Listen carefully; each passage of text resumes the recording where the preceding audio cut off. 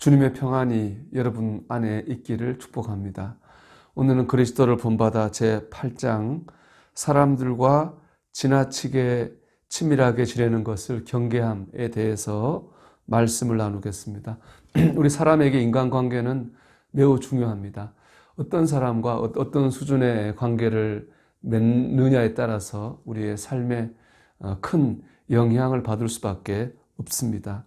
그래서 우리는 좋은 사람과 좋은 관계를 맺어야 되죠. 오늘 1장은 이렇게, 1번은 이렇게 말합니다. 누구나에게나 마음을 열어서는 안 되고 오직 하나님을 경외하는 지혜로운 사람과 대화하십시오. 우리는 누구에게나 마음을 열어서는 안 됩니다. 여기서 말하는 누구나는요, 그 다음 줄에 나오는 젊은 사람 혹은 낯선 사람을 말합니다. 젊은 사람이란 미성숙한 사람을 말하는 것이죠. 영적으로, 인격적으로 미성숙한 사람과 우리가 깊은 관계를 맺어서는 안 됩니다. 그런가 하면 낯선 사람이 의미하는 것은 모르는 사람일 수도 있겠지만은 저는 이렇게 이해합니다. 이방인, 믿지 않은 사람입니다. 그러니까 믿지 않은 사람과 전도하기 위해서 만나야 됩니다. 믿지 않은 사람들 틈에 모여서 그들의 얘기에 휘둘리다 보면은 우리가 가지고 있는 신앙이 헛되게 느껴질 수도 있습니다.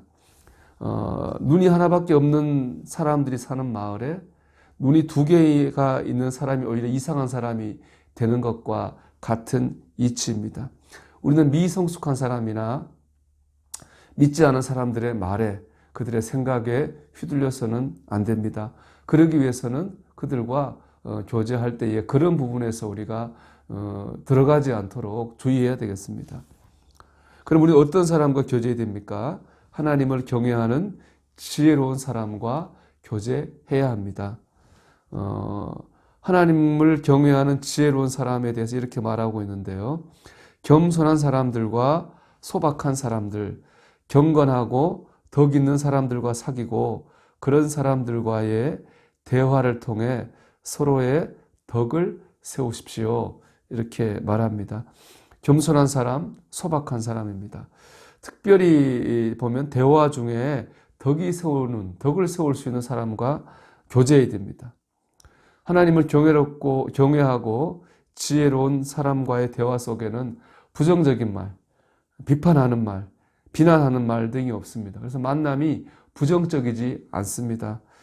그런 사람들과 이야기하면 마음이 즐거워지고 이제 긍정적인 생각이 듭니다. 긍정적인 에너지를 가진 사람들이죠.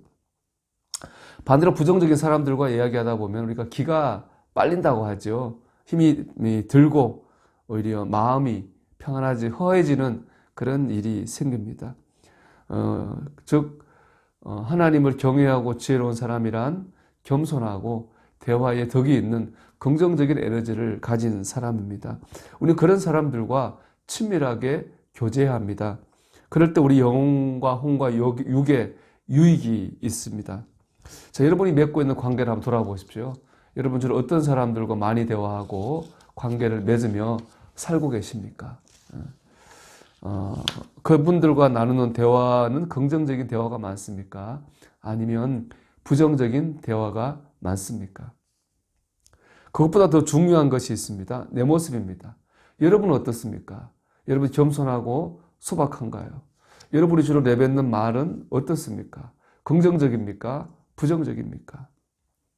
우리는 다른 사람에게 선한 영향력을 전해주는 그런 사람이 되어야 합니다. 자, 2번인데요.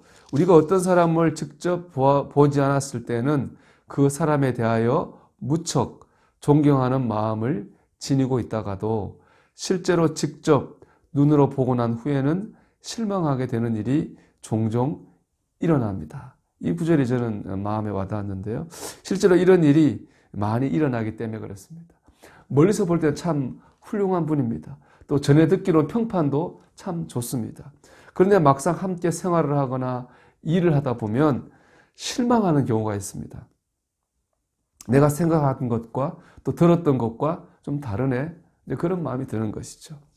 그런가 하면 내가 다른 사람을 보고 실망하는 것처럼 다른 사람도 내 모습을 보고 실망하는 경우가 많이 있습니다.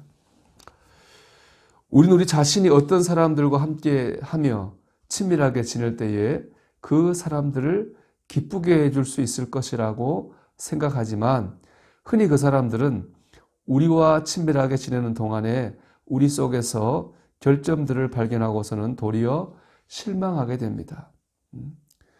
제 모습, 우리 모습 보고도 다른 사람이 실망할 수가 있다는 것이죠.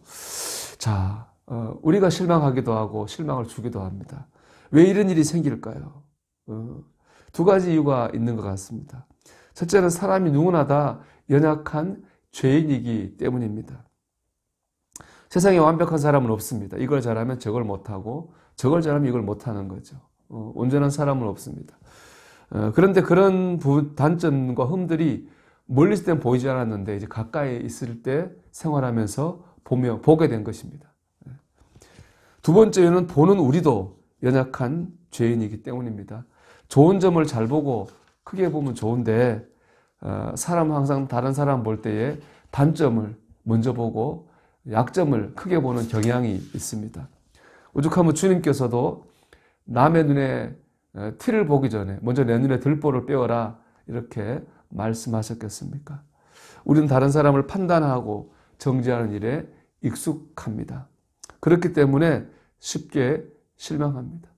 내가 보는 그 사람이 연약한 죄인이고 그 사람을 보는 내가 연약한 죄인이기 때문에 우리는 가까이 사람을 대할 때 실망하고 또 상처 주고 또 실망을 받기도 하고 상처를 받기도 하는 겁니다.